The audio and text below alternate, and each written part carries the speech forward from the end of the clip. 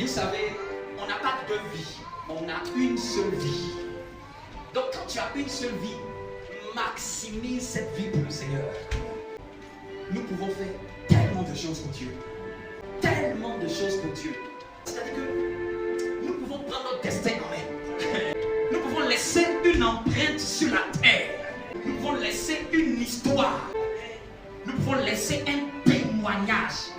C'est vrai que souvent les gens n'aiment pas ça, mais je peux te dire, la meilleure manière de vivre son présent, c'est de penser à l'éternité.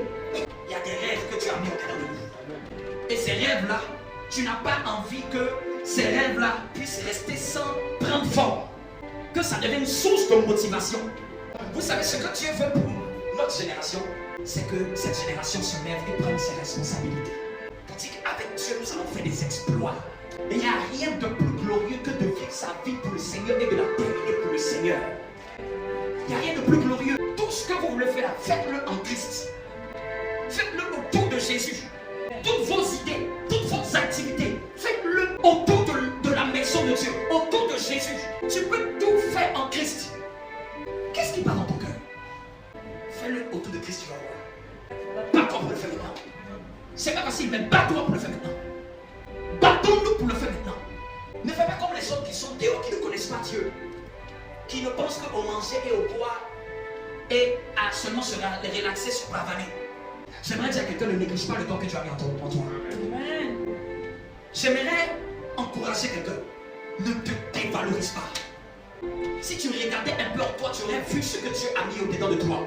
C'est vrai que souvent quand on regarde les autres, on peut penser que peut-être lui il fait mieux ça que moi. Lui là, il est peut-être béni, il a une grâce, bien aimé. Il y a aussi une grâce au-dedans de toi. Il y a aussi un domaine où les gens vont t'écouter. Mais il faut que tu travailles sur toi. Il faut que tu dises que ce que j'ai là, ce que j'ai, je dois le donner au monde. C'est écrit dans la Bible. Nous sommes la lumière du monde. C'est-à-dire que si tu te demandes ta destinée là, va jusqu'où? Je te donne une limitation. Ta destinée va jusqu'au monde. Crois un peu en toi. Crois que tu es capable. Crois que Dieu a mis un potentiel en toi. Crois que tu peux y arriver. Crois que tu peux te lever. Crois que tu peux vaincre ce défaut-là. Crois que tu peux te redresser. Bien aimé, Jacob avait eu la hanche brisée, mais il accomplit sa destinée avec la hanche brisée. Je ne sais pas à qui je parle. Peut-être qu'il t'a manqué certaines choses. Peut-être tu as eu des handicaps dans ta vie. Mais la Bible me dit que Jacob, avec la hanche brisée, est devenu Israël. C'est l'Éternel qui définit ton avenir. Ce ne sont pas tes expériences qui définissent ton avenir. Ce n'est pas ton passé qui définit ton avenir. C'est l'Éternel qui définit ton avenir. Ce n'est pas tes erreurs qui définissent ton avenir. Tu sais quoi, je vais te choquer. Peu importe tes erreurs, je m'en fous. Je sais une chose. Si tu prends conscience aujourd'hui, Dieu peut changer les erreurs en grâce.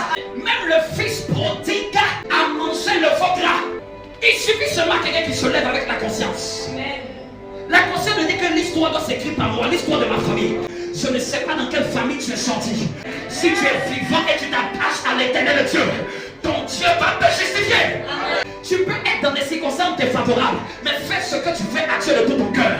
Marche avec Dieu de tout ton cœur. Marche avec l'éternel de tout ton cœur. Ah, je parle à quelqu'un prophétiquement. Ce que toi tu peux appeler on m'a laissé tomber, c'est le plan de Dieu pour te travailler. Personne n'a compris sa destinée s'il n'est pas fâché contre lui-même. C'est-à-dire que tous ceux qui se lèvent, ce sont des personnes qui se sont fâchées. Ils ont dit, j'en ai marre. Ça ne va pas se passer comme ça. Ils ont dit à la sorcellerie, j'en ai marre. Souvent, ce qui t'énerve, c'est pour que tu te lèves. Souvent, ce qui t'énerve, c'est pour que tu te lèves. Tu ne mourras pas, tu vivras. Crois un peu en Dieu. Sortez de la peur, ayez de l'audace. Levez-vous pour le Seigneur. Levez-vous pour Dieu. Levez-vous pour ses projets. Et vous ne ferez pas si Dieu n'ouvrira pas les églises des cieux pour vous. Accomplissez des choses qui vont bénir le nom de Dieu sur la terre. Dieu n'a jamais attendu des gens capables, je vous l'ai déjà dit. Sois spirituellement fort. Aie confiance en ce que Dieu a mis en toi. Crois en ce que Dieu a mis en toi. Ne doute pas de ce que Dieu a mis en toi. Ne néglige pas le don qui t'a été donné. Est-ce que quelqu'un peut se lever pour Dieu dans cette génération?